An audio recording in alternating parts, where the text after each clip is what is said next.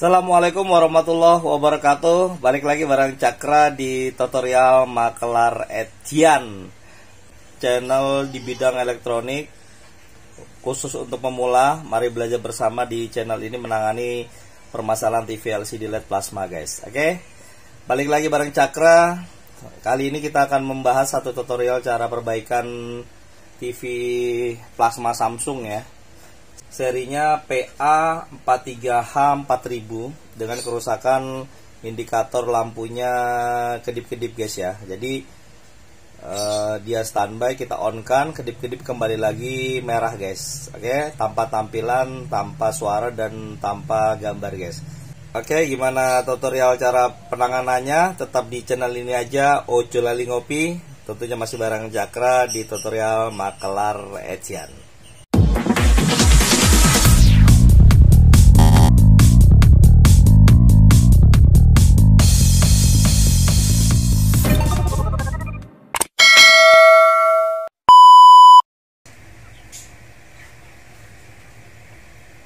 Oke guys, lanjut ya. Ini sih dari spare part ya, 43H4000 yang akan kita kerjakan, guys ya. Ini plasma merek Samsung 43 in ya. Oke, ini untuk powernya seperti ini ya. Ada juga Jetsus ya, ada mainboard jenisnya model kotak seperti ini. Ada Ticon ya. Terus di sini blok Yesustain atau Yemen ya. Oke ya, ini ya. Oke, kita akan kerjakan. Penyakitnya lampu indikatornya kedip-kedip ya, kedip-kedip.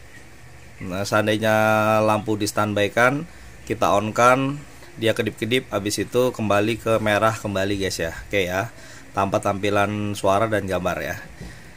Oke, tapi sebelum lanjut kita kerjakan, bantu support channel kami dulu dengan like, comment, share, dan subscribe. Tentunya masih di tutorial Makelar Edian, berbagi sedikit ilmu untuk Anda. Semoga bermanfaat, guys. Oke.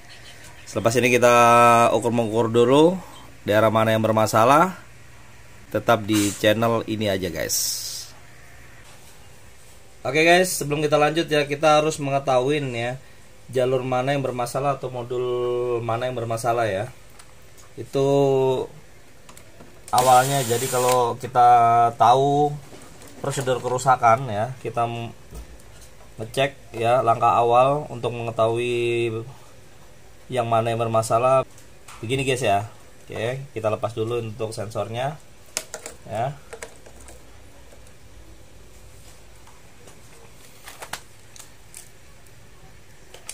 Oke, kita akan cek dulu sana bermasalah atau tidak ya.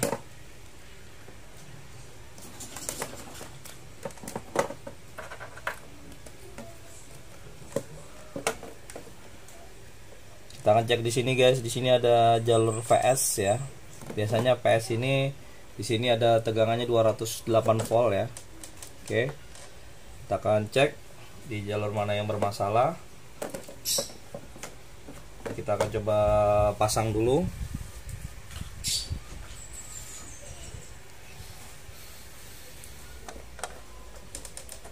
Ini yang utama ya untuk para pemula, karena mengecek awalnya kerusakan itu memang bukan kira-kira ya, dia harus fix, guys ya. Jadi blok mana yang kita kerjakan nanti sesuai dengan apa yang kita sudah cek ya.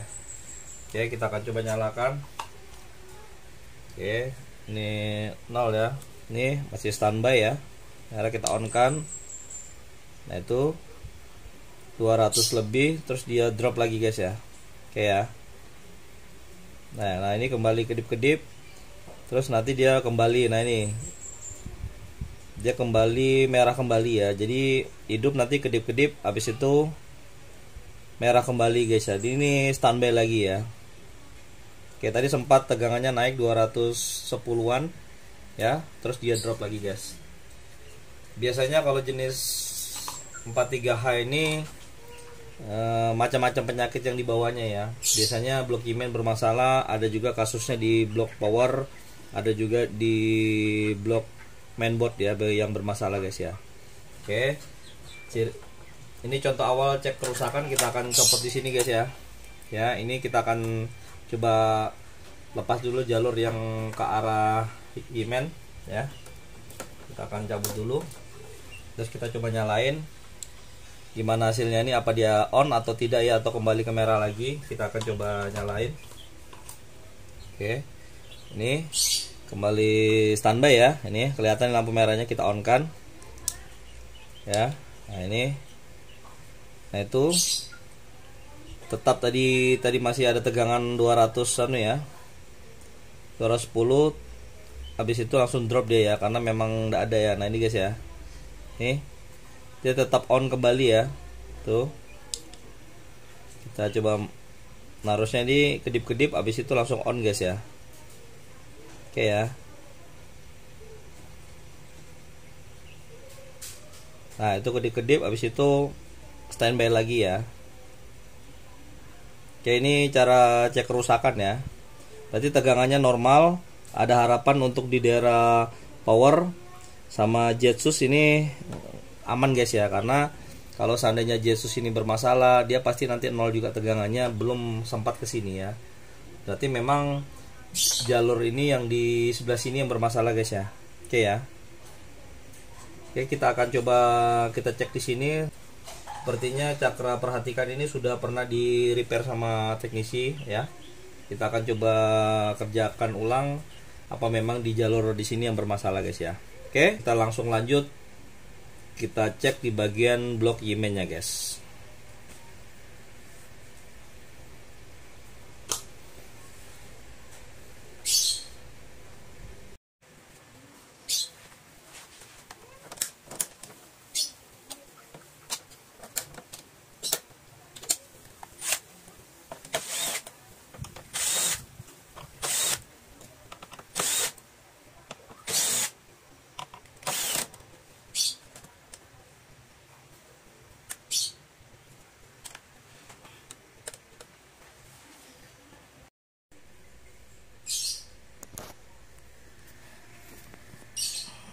Oke guys ya, setelah kita lepas ini ya, kita akan cek dulu. Ini untuk pemula ya. Biasanya jenis yang Yimen seperti ini ya, ataupun merek yang lain, yang penting bentuknya seperti ini, biasanya awal mulanya pasti ada kapasitor biru ini yang bermasalah ya. Oke, kita akan coba cek-cek ya, di mana biasanya penyebab awalnya bisa kapasitor ini pecah atau meledak ya, atau juga terbakar ya. Kita akan coba cek dulu. Langkah awalnya di sini ya, kita akan coba cek dulu satu persatu sampai ditemukan kapasitor ini pecah atau dia short guys ya. Oke, biasanya di bagian sini ya, tapi kita lihat-lihat ini sepertinya aman ya. Oke, kita akan coba cek-cek. Sini juga ada kapasitor ya. Ini ada yang nilainya 102 sama di 331 ya. Kita akan cek di sini. Biasa karakteristiknya ini pecah guys ya. Oke, kita akan coba. Ini IGBT sama diodanya sudah diganti ya. Kita akan cek. Ini mencurigakan guys. Oh iya, ini guys, nih guys ya. Nih kelihatan ya guys ya. Ini ada kapasitor biru yang pecah guys ya. Oke ya. Ini kelihatan sudah penyakitnya untuk jenis ini.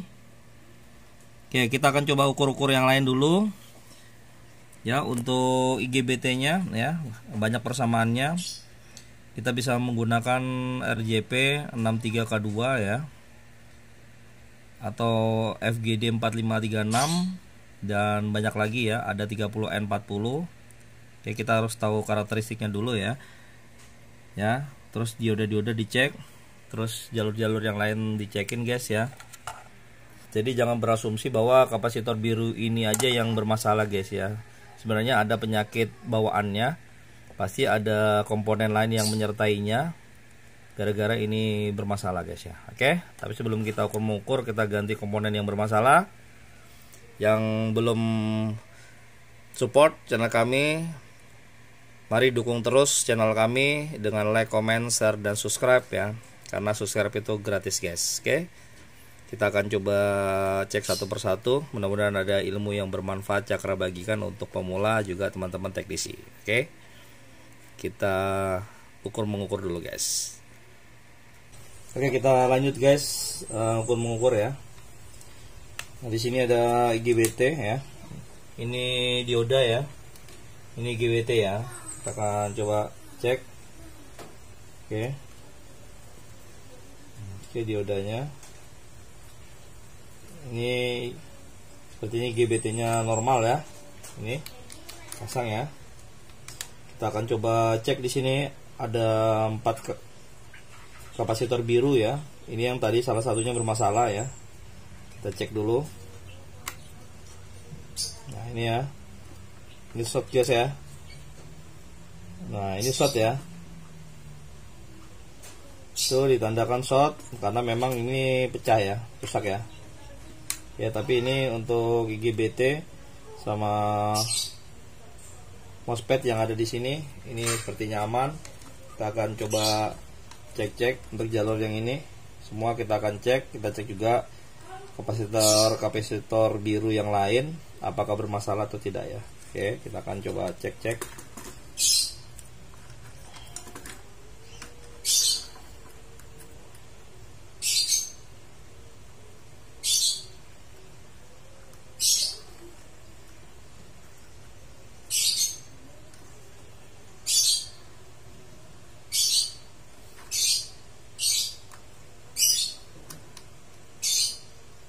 Oke, ini bisa dipastikan aman juga. Ini apa kemungkinan hanya kapasitor biru aja yang bermasalah guys. Kita akan coba ganti kapasitor yang bermasalah ini di sini ya. Dari kapasitor yang terbakar kita akan coba ganti. Mudah-mudahan untuk IC buffer ini ya, untuk komponen lain juga tidak bermasalah ya. Tapi sebelum memastikan hanya ini yang bermasalah, kalian pemula harus cek satu persatu komponen-komponen yang penunjang ya. Biasanya kalau ini bermasalah, kapasitor biru yang bermasalah, pasti ada komponen menyertai yang bermasalah juga guys ya. Oke ya, kita akan coba ganti dulu. Untuk ini ukurannya 102 ya, 1 kV ya guys ya. Oke ya, kapasitor birunya ya, kita akan coba ganti dulu guys.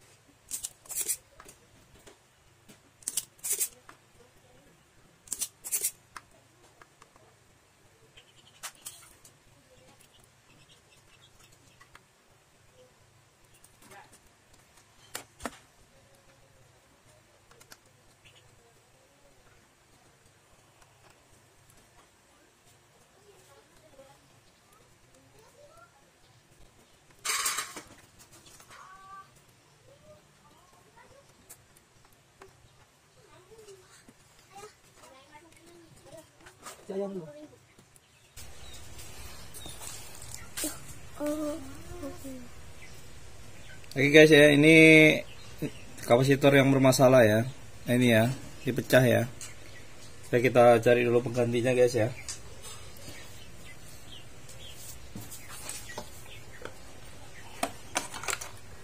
Oke, kita amankan dulu.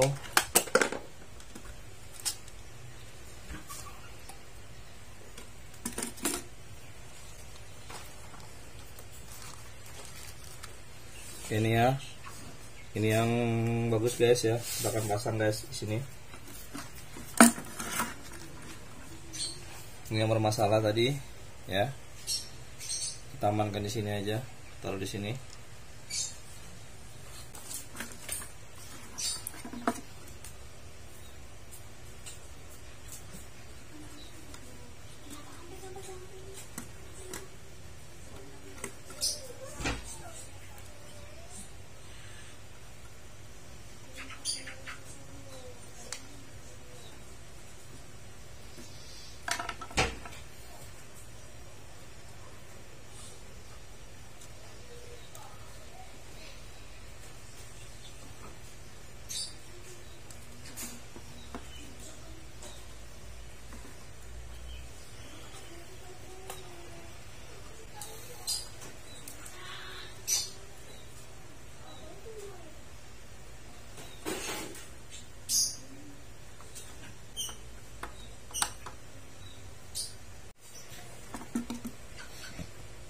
Oke guys ya, ini sudah yang kita ganti kapasitornya. Ini bekas terbakarnya di sini ya. Oke. Tadi di sini ukurannya short ya. Kita akan coba buktikan, kita akan cek ulang ya apakah memang jalurnya masih short atau tidak ya.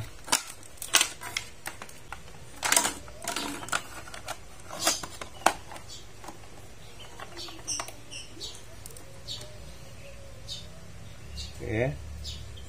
Nah, ini bolak-balik ya, tidak short guys ya. Saya cek untuk depannya, ini ada dioda, ada MOSFET juga. Nah, ini juga tidak dipastikan. Untuk kedua ini aman ya guys ya. Ini pernah diganti juga dulu ya. Kita akan aplikasikan ke unit langsung, mudah-mudahan hanya itu yang bermasalah ya. Oke, langsung kita pasang ke unitnya guys.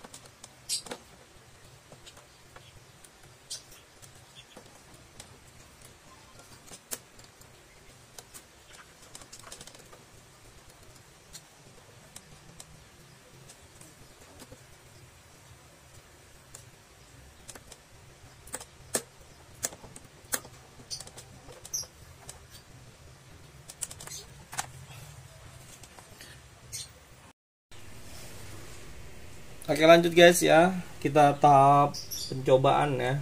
Oke, kita cek dulu, kita pasang dulu, dan gimana hasilnya. Mudah-mudahan hanya itu yang bermasalah ya. Oke, kita coba cek. Nah, ini lampu on. Nah, ini langsung on sendiri guys ya, kedip-kedip. Nah, itu langsung hilang ya. Biasanya tandanya TV-nya hidup itu guys ya. Nah, ini kan langsung hilang guys ya, tanpa kita pencet di sini ya. Oke, ini sudah ada lampunya.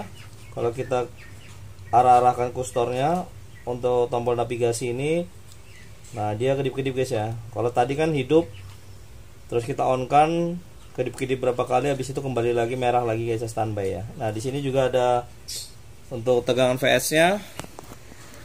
Oke, ini untuk tegangan PS-nya ini 209 ya, 208 sampai 209 ya. Oke, ini kita akan coba lihat hasilnya.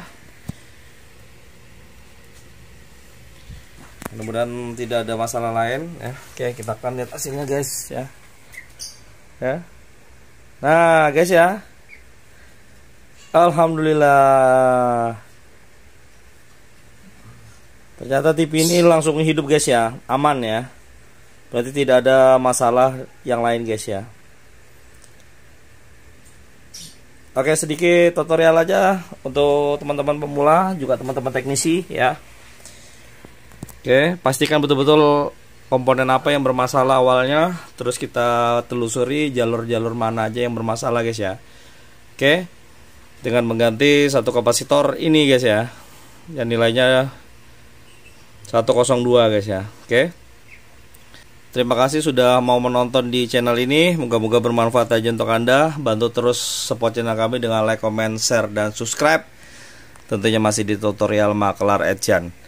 Kita jumpa lagi di tutorial berikutnya. Semoga bermanfaat aja untuk teman-teman semua. Akhir kata, assalamualaikum warahmatullahi wabarakatuh.